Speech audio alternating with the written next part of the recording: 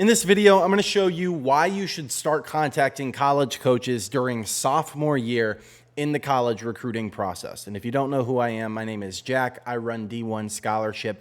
We've helped hundreds of athletes navigate through the process. We've sent hundreds of thousands of emails to college coaches. We've reviewed thousands of highlight videos.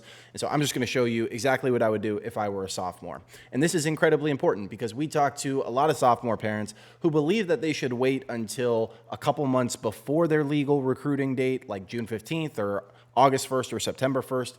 They believe that they should start a couple months before, they believe they should start on that date, or they even want to see what kind of interest they get on that date. And if they don't get very much, then they'll sort of kick it into gear after that. And this is a huge mistake, and I'm going to show you why. So when we talk about sophomores in the college recruiting process, there's what I call level 0. And this is when you haven't started your recruiting process yet, which is very natural for a sophomore, right? And so this is someone who's starting at the beginning of sophomore year. Maybe they're starting in the middle of sophomore year, right as they're about to begin their second semester. And they say, you know what? It's time to start the recruiting process. And this enters what I call phase 1 exposure or phase 1 athletes. These are the first athletes that are contacting college coaches in their grad class. So they essentially get the first dibs on a college coach. They are the first ones to get on watch lists. They are the first ones for that grad class whose videos are getting watched, all of those good things. So they are the first ones to do this. Then you hit really phase 2 athletes. Phase 2 athletes come after phase 1. This is usually 2 to 3 months before the legal recruiting date, right? They say, you know what, we should probably start preparing for this date. And so they start contacting college coaches. And then you have phase 3, and this would usually be about 1 week, something like this, before the legal recruiting date. And so these parents here in phase 3 and phase 2 think that they are way ahead of the game. They are probably not way ahead of the game. They're better than those who start, of course, after the legal recruiting date, but they are still behind phase 1 athletes. And this is a problem for one major reason. And that is these phase 1 athletes are the first ones that college coaches are going to reach out to when they hit the legal recruiting date. So for a coach to contact a player on the legal recruiting date, that'd be June 15th, August 1st, September 1st, they have to know about that athlete before this date, right? Because they can't call them on June 15th if they don't know who they are. So when did they learn who they were? Well, before June 15th, right? And so what they've done over all of these months right here, before the legal recruiting date, is they've put together a watch list. And so they have a list of players that they want to recruit, that they want to go see, that they want to evaluate, right? And there's a whole bunch of players that go on that list. And the first players that are going to be on that list are going to be phase 1 athletes, right? These are going to be the ones who get the first crack at college coaches. And that's simply because they started before everybody else. And so what's going to happen here is the coach is going to call this phase 1 athlete. And if this doesn't work out for whatever reason, then he's going to move to the second phase 1 athlete, right? And so if you're down here at number 14 because you started in phase 2 or maybe borderline phase 3, then you need 13 other people to get crossed off before they're even going to entertain you. That's a problem, right? Because it means that there are going to be a lot of opportunities that get taken off the table. And so what you're going to see throughout this, we're going to come back to this at the end, but families who start earlier in the process, specifically sophomore year, they will get more interest because there are more opportunities still available. They haven't been taken yet, right? They will get more offers because, again, all those offers have not been taken yet. And those offers are going to be worth more money. Because if a school has, I'm going to make up a number, this is not correct, I'm just making up an easy number so we can walk through some math. If a school has $100,000 in scholarships to give, on that legal recruiting date, they still have $100K left to give, right? Boom, they still have their full scholarship budget because they haven't given it away yet. But 3 months later, this is 3 months, 3 months later, they might only have $50K to give because they've already given away $50K. So if you're a phase 2 athlete, maybe you're only getting $50K. By the time you reach phase 3, they might only have $10K to give. And so guess what? Even if you get this opportunity, which there will be less of them because they've already been taken, even if you get this opportunity, there's less scholarship money involved simply because of timing.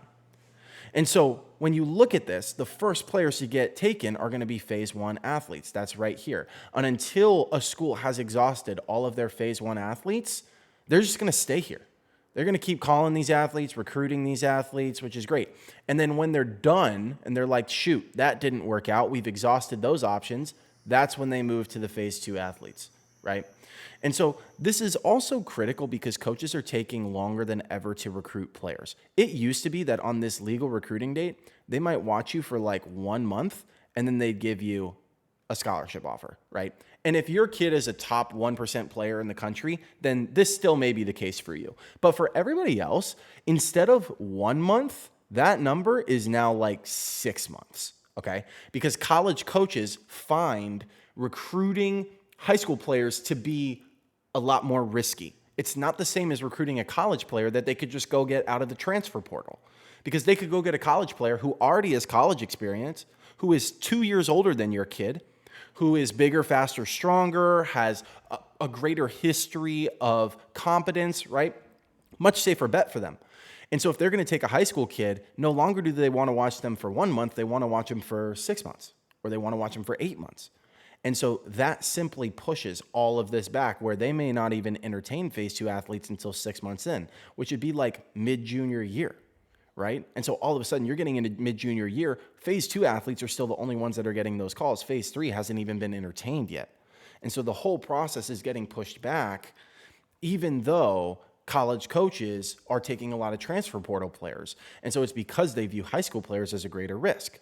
And so if you are a sophomore athlete, or your kid is, what this means for you is you want to be as early as possible. Otherwise, you're going to end up being way later than you even expected. Now, the other benefit of this, and let me grab a different color so that we can walk through this. The other benefit of this is that if you start before this legal recruiting date right here, then you are spreading out your workload. So instead of trying to jam a whole bunch of work somewhere in this phase right here, you're instead doing a whole bunch of work here. And this is great because there are responsibilities that aren't on your plate yet when you're in this phase, because you can't get personal interest, for instance, right? A college coach cannot be going back and forth with you unless, of course, by the way, let's just say if they're a lower level school, there are different recruiting rules for that, right? We're talking about higher level schools here, but the higher level schools can't give you personal interest here. So you don't have to worry about going back and forth and sending a bunch of follow-ups and stuff like that with them. You will when you get to this section. Huge part of the game over here, but in the beginning, it's not as much of a thing. And so you have more time to do other things. And so if you use that time wisely and you spread it out and you do a bunch of work here, you're going to reduce the amount of work that you need to do over here. And so it's just spreading out the workload. Instead of having to jam 4 years of work into 2 years, you can do 3 years of work in that time span, and it's going to save you a lot of panic and frustration, not just in workload, but also in terms of the offers that you get. I know there's a lot of writing on here, but hopefully you sort of understand the gist of this, that there is absolutely no reason that you should not start the process early here. And the later that you start, make no mistake, we help juniors, we help seniors, we help second semester seniors get scholarship offers. But the later that you wait, the harder it's going to be and the less scholarship money is available. And that's why you see the families who start in this area right here, and then, this area, these are the two that get the most scholarship money. We just had a family yesterday, actually, get a scholarship offer for $150,000. That family started sophomore year. They'd been talking to schools for a while, and so they were the first commit for their class. They were the first ones. And guess where that happened? Here. And so phase two hasn't even started yet. Problem for the phase two, phase three athletes, right? And so that is what's happening. You're getting families who start early. They are the ones getting the mega scholarships. They are the ones getting their choice of the lot, their top schools, their favorites. And so please do not wait on this. Like, the families that we see that are starting here are miles ahead of everyone else. And so don't wait.